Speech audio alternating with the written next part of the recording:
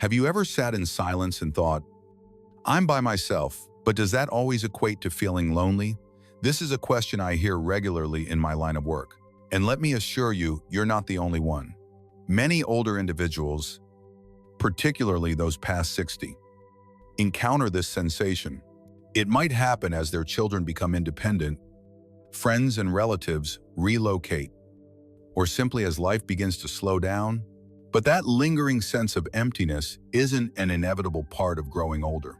And the way we typically chase happiness might be overlooking something essential. In truth, it goes beyond occasional sadness. Ongoing loneliness can quietly harm your physical well-being, raising the risk of health issues such as high blood pressure, poor sleep, and even cognitive decline like dementia. This quiet epidemic is only now starting to be recognized by many in the medical field, myself included. And the challenge is that we're often taught to find joy in external sources, social gatherings, relationships, or busy schedules. But what if, as we age, this advice doesn't serve us anymore? In my many years working as a family doctor and specialist in elderly care, I've met so many incredible people facing these struggles. I've listened to touching accounts of people feeling isolated even when surrounded by family, or worse, it's feeling ashamed to admit they feel lonely during a time that's supposed to be their golden years. But I want you to hear this clearly. You don't have to carry this burden alone. From my own experience, I can say with confidence that it's entirely possible to rediscover deep joy and inner calm, even in solitude. In this video, I'll be sharing 6 gentle, practical, and completely cost-free ways to reconnect with a sense of joy and purpose while spending time alone. By the end of our time together today, you'll have a clearer understanding of why lasting happiness often begins within, and a practical guide to transform quiet moments into opportunities for peace and personal fulfillment.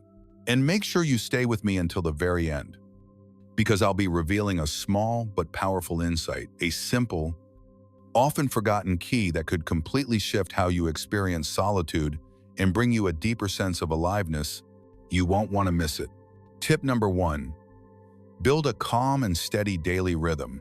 Have you ever felt like your days just drift by when you're alone at home, unsure of how to begin or what to do next? Many older adults tell me they easily slip into routines of sleeping in late, spending hours in front of the TV, and feeling a general lack of drive. Without a clear daily structure, our minds can lose their usual points of reference, leaving us feeling foggy and disconnected.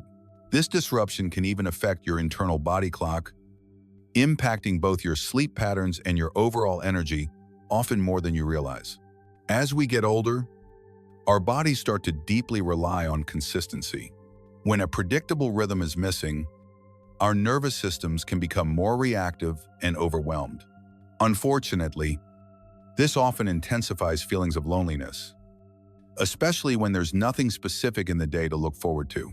You might notice yourself feeling unusually fatigued, unable to concentrate, or even more irritable than usual, without knowing exactly why.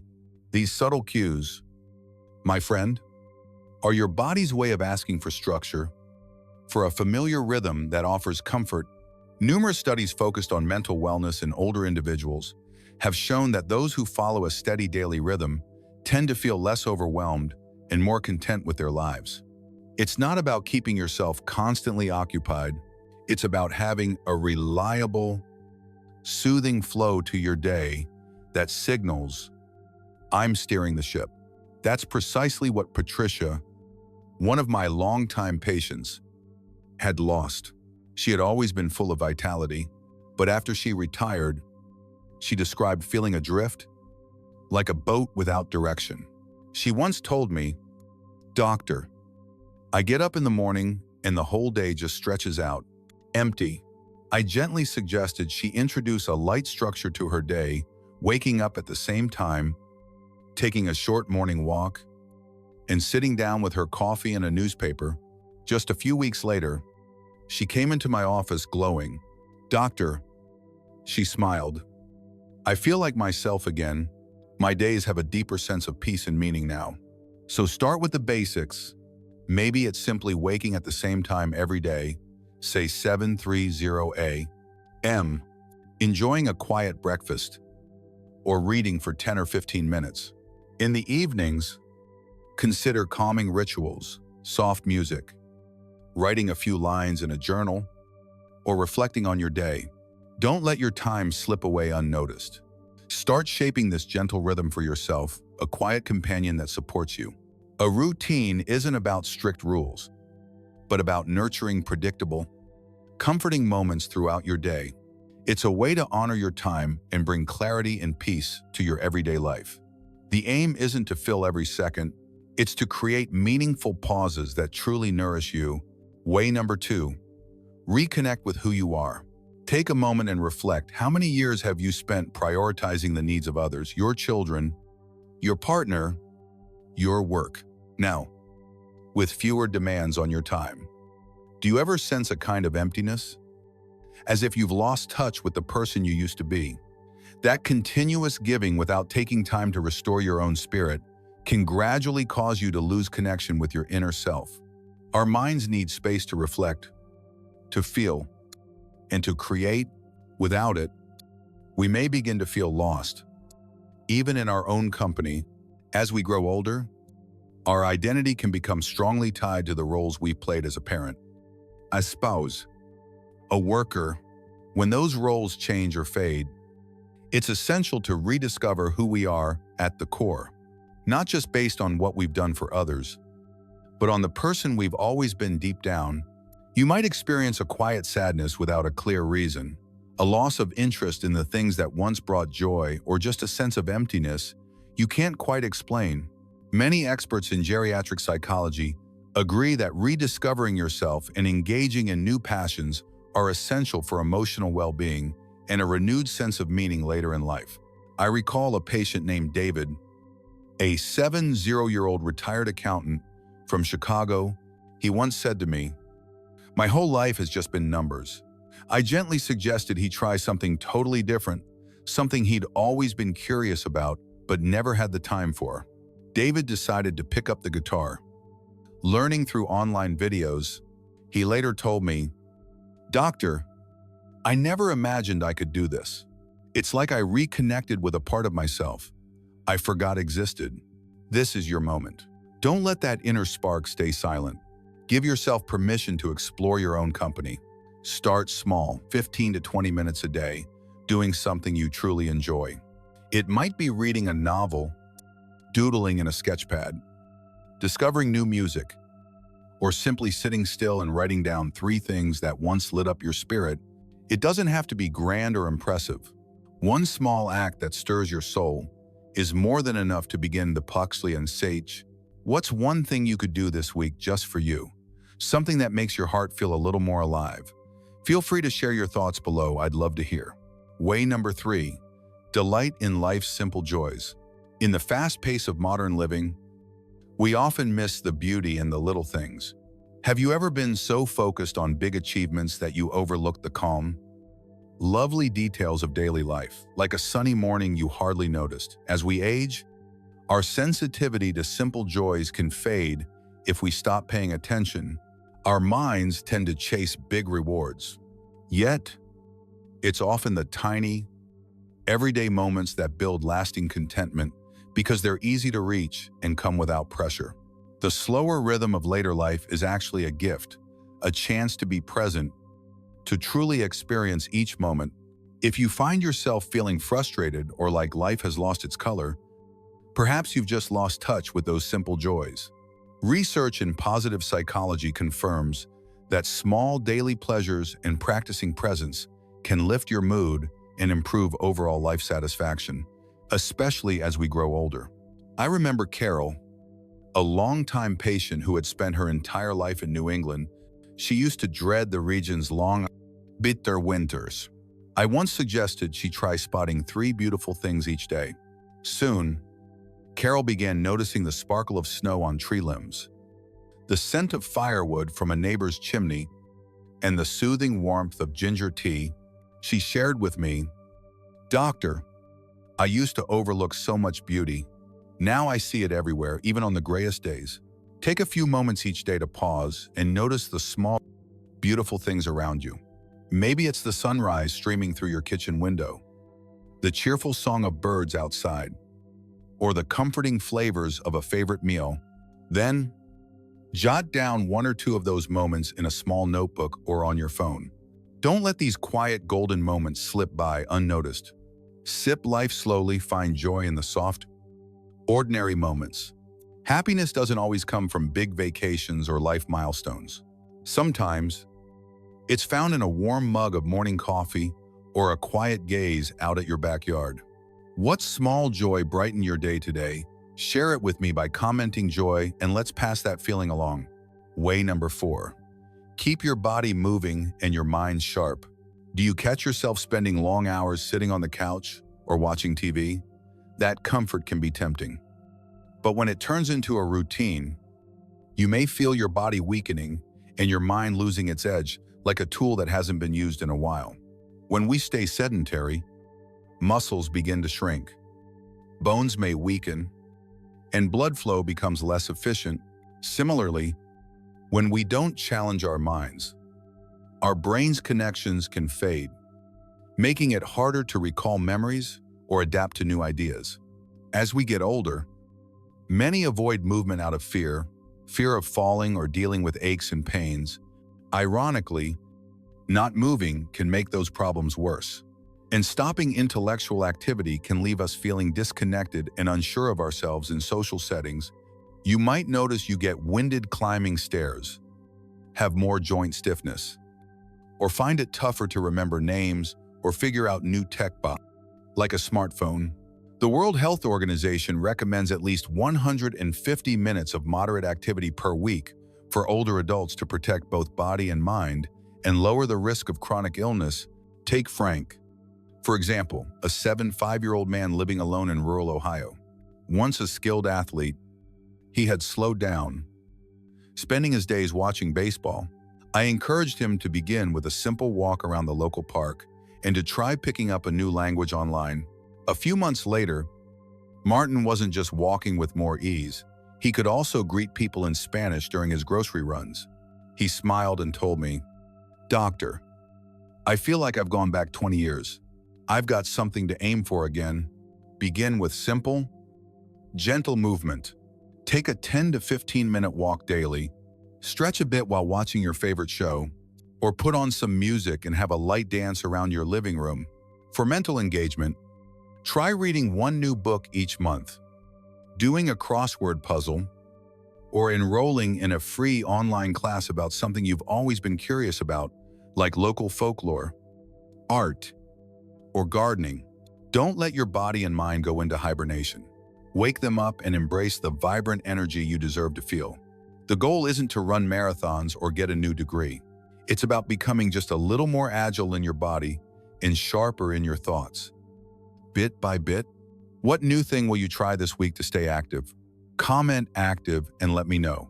I'd love to hear way number 5, reconnect with the world around you in new ways. When you're on your own, do you sometimes feel a sense of disconnection from others, as if no one notices or that you don't have much left to offer?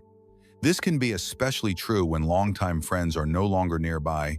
As humans, we are built for connection. It's part of our biology. When we're socially isolated, our brains produce less of the feel-good hormone oxytocin and more of the stress hormone cortisol. This imbalance can lead to anxiety, low moods, or even depression. Major life transitions like retirement, moving, or losing loved ones can make it harder to maintain long-standing relationships, and often we hold ourselves back from seeking new ones out of fear of rejection, awkwardness, or simply uncertainty about where to begin. This isolation can creep in slowly. You might begin to feel down, withdrawn, or even dread social interactions. Even though a part of you still craves connection, research in public health shows that older adults with active social lives tend to live longer, experience fewer health issues, and feel more fulfilled both mentally and physically. I once worked with Marjorie, An 82-year-old woman from the outskirts of Boston who had nearly stopped going out. She felt too old-fashioned for today's world. I gently suggested she try joining a virtual book club.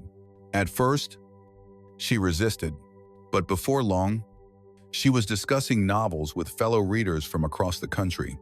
"Doctor," she told me, "I've made a friend in Oregon. We talk every week on Zoom. I didn't think that would ever happen. Try easing into connection. Reach out to a friend you haven't spoken to in a while. Send a kind message to check in on someone nearby. Join an online group for older adults who share your interests, whether that's cooking, bird watching, or community history. Even a quick hello to the delivery driver or cashier can be a small but meaningful way to connect with others. Don't let fear stop you from moving forward. Even a small step through an open door can lead to new friendships and meaningful connections. Bonding with others doesn't always mean being surrounded by a crowd. Sometimes, a deep conversation with just one person is enough to bring warmth to your heart. Who will you reach out to this week in a new or different way? Comment, connect to show you're taking that step. Way number 6, embrace gratitude and a positive mindset. Do you often catch yourself thinking about what's going wrong in life? It's easy to let little problems overshadow the good, especially when you're by yourself and don't have someone around to lift your mood or offer support. Our minds are naturally wired to notice negativity. It's a survival instinct. But by practicing gratitude, we can teach the brain to focus on the good. This releases chemicals like dopamine and serotonin, which help reduce stress, boost mood, and even support your immune system. As we grow older, we may find ourselves thinking more about what's been lost, health, loved ones, or careers, instead of appreciating what remains. Without actively looking for the good, negative thoughts can quickly take over. You might start feeling unhappy for no reason, get caught up in small complaints, or feel like life has lost its color. But research from places like Harvard and UC Berkeley shows that a consistent gratitude habit can reduce stress, improve sleep, increase optimism, and even enhance physical well-being. One of my patients, Raymond, a 72-year-old veteran in Pennsylvania, often felt low and isolated after losing his wife. I encouraged him to write down 3 things he was grateful for each night. At first, he hesitated, but slowly, he started noticing the small joys again: the sunlight pouring in through his window, a surprise phone call from his son, or just the comforting taste of his morning coffee. He told me, "Doctor, it feels like something shifted. I'm finally at peace." Each morning before getting up, or every night before bed, take just 2 or 3 minutes to reflect on 3 things you genuinely appreciate. It could be your health, your family, or even the simple pleasure of a good meal. You can also write them down in a small gratitude notebook. Don't wait around for happiness to find you. Create it by valuing what you have and recognizing the good that's already around you. You don't have to act like everything's perfect. Just start noticing the light that's already there. By simply focusing on the bright spots, no matter how small, you'll begin to notice your life shifting in meaningful ways. So, what are you thankful for at this very moment? Comment grateful and share that positive energy with others. Thank you so much for joining me today. As we close this conversation, let's revisit the story of Margaret, the vibrant 7-8-year-old woman from Florida I mentioned at the start. You may recall how she once described herself as feeling like a dry leaf drifting in the wind, but after embracing these 6 gentle practices, Margaret didn't just enjoy her online painting classes. She also found connection and support through others in that same virtual art group. Today, Margaret paints peaceful landscapes and lives with a renewed sense of purpose. She's found inner calm, meaningful friendships, and a spark of joy that wasn't there before. Her journey, and many others I've been honored to witness in my medical career, proves without a doubt that you can experience the same transformation. So please remember, my dear friend, being alone is not a punishment, nor is it the end of your story. In truth, it can be a sacred, beautiful season, a space to reconnect with your truest self. to rediscover joy in the little things, and to build a meaningful life that radiates from within. Genuine happiness, deep and lasting, begins when you learn to enjoy your own company. And I wholeheartedly believe that you already have the strength and wisdom within you to do just that.